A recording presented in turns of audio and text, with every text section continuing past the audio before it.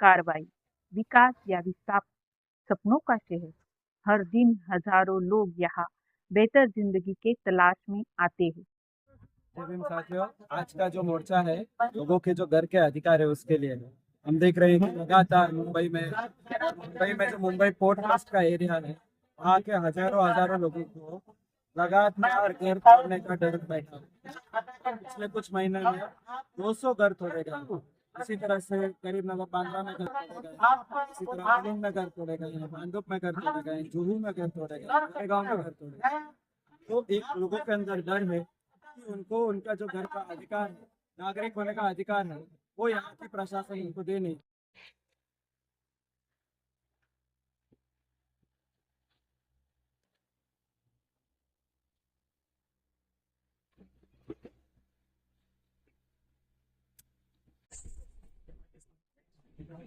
पचास साठ साल से रह रही थी। सब 50 गरीब, सब गरीब है। कितने दिन से तोड़ने चल रहा है? ये आज का चौथा दिन ही हुआ। 11 तारीख को रात को पुलिस आई 3 बजे रात को। हमारे साथ इतना अन्याय किए ना, एक अन्याय कभी हम लोग के साथ ऐसा कभी हुआ नहीं है। 12 तारीख को सुबह 6 बजे चालू कर दिए डेमोलिशन। हमको ऐसा बाहर फेंक दिया गया। अभी 50-60 साल हो गए इधर हमारे परिवार को रह के। छोटे छोटे हमारे बच्चे उधर पे, मेरे तो 4 साल की मेरी बच्ची है, मेरी बहन है, उसका हारने का ऑपरेशन हुआ था यहाँ से यहाँ तक के। उसको हम लोग को उसी दिन हम लोग एक दिन पहले उसका टाका काट कर आए थे। उसको हम लोग को रोज ना ड्रेसिंग करना पड़ता, वो भी हम लोग को ना रोड में करना पड़ा, एकदम खुले जगह में। हम लोग इतने वहाँ पे इतने दुख से हम लोग ने निकले ना कि मैंने कभी जिंदगी में नहीं सोची थी कि हम लोग को दुख देखना पड़ेगा। आज 1-2 साल से हम उधर पे नहीं है, कहीं सालों से हम उधर पे है। तो अगर अब जब बीपीटी को तोड़ना ही था तो प्रूफ हमारा क्यों बनाया उधर पे? क्यों Aadhaar card, PAN card, voter ID, light bill, ration card, passport क्यों बनाया? ये बनाना चाहिए था। तभी तो ये अनलीगल जगह है, लीगल नहीं है करके तभी हम नहीं बनाते ना कुछ भी। जब हम लोग को पूछे कि हमारा नोटिस का, हमारे को नोटिस दिखाओ, और जो तुमको कोर्ट से ऑर्डर आया, तुम बोलते हो कोर्ट का पेपर किधर है, हमको दिखाओ। तो बीपीटी दिखाने को तैयार ही नहीं है। लेकिन इंसान को घर के बदले घर देके उनके डेमोलिशन करो। 98 घर हमारे टूटे और अभी हम लोग ये मोर्चा में आए हैं क्या? बस ये मोर्चा में हम यही बात रखने के लिए इधर आए कि हमको घर के बदले घर दो। या इसमें तकरीबन 50 से 60 हजार लोग रहते हैं और उनको चाहे वो 50 साल पुराने हो, 100 साल पुराने हो, उनको भी आज तक घर का अधिकार। इसी तरह मुंबई में रेलवे की जमीन से लगकर लाखों लोग रहते हैं, उनको अभी तक घर का कोई अधिकार नहीं। तो एक तरफ सरकार बोलती है कि हम घर के बदले कर देंगे, दूसरी तरफ वो घर को तोड़ने का काम कर रही है, लगातार एक के बाद एक डिमोलिशन कर रही है। और इसमें कोर्ट भी, जिसको लोगों के न्याय अधिकार की बात करनी चाहिए, जिसमें लोगों के अधिकार को बचाना चाहिए, वो खुद सरकार को बोल रहा है कि गरीब लोगों के घर तोड़ो, जो मजदूर है, जो इस शहर को चलाने का काम करते हैं, उन सबके घर तोड़ो। को लेकर मुंबई पोर्ट के लोगों ने आज ये एक विशाल मोर्चा निकाला है।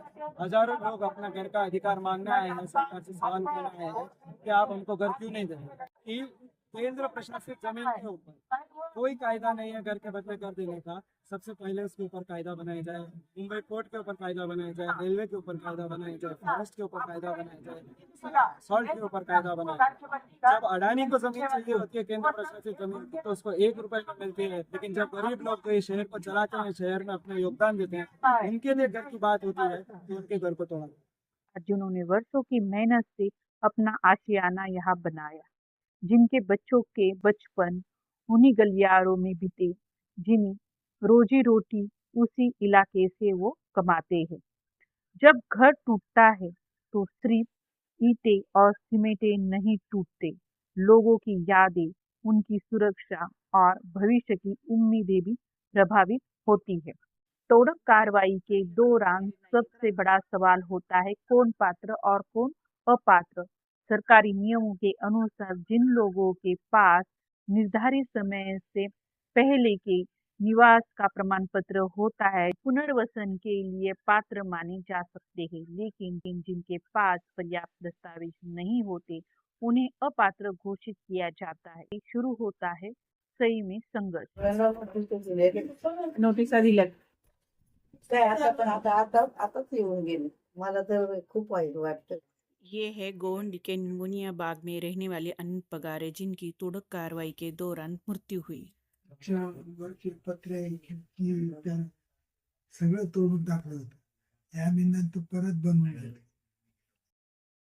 तो माणूस काय म्हणत होता त्या तोडणाऱ्यांना, साहेब पण होते, तर रडत होता 2 दिवसाची मला अवधी द्या आणि माझ्या मुलीची परीक्षा आहे आणि मला फक्त एक करारपत्र दे. नाही ऐकलं. काय केलं? नाही, त्यांनी त्यांचा किचन तोडला, त्यांचे पत्रे तोडले. हा. इतका तो माणूस हे झालेला नाही, ते घर तोडलं. किती त्या माणसाला हे झालं असं ना. अरे त्या पोरीच्या तिथंच अंगावर धडकन पडली. लय म्हणजे लय संघर्ष करावा लागला, तर तो एक रूम अपात्र केला. तोड़क कार्रवाई के चलते अनगिनत दुखद कहानियों का हमें पता चलता है, पर विकास के नाम पर झुग्गी झोपड़ियों को तोड़ा जाता है। बारिश के दिनों में भी झुग्गी झोपड़ियाँ तोड़ी जाती है।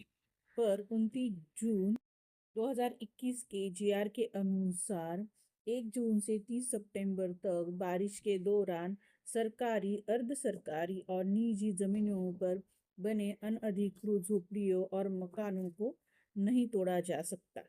ये जीआर बारिश के दौरान आपके घरों का संरक्षण कर सकता है।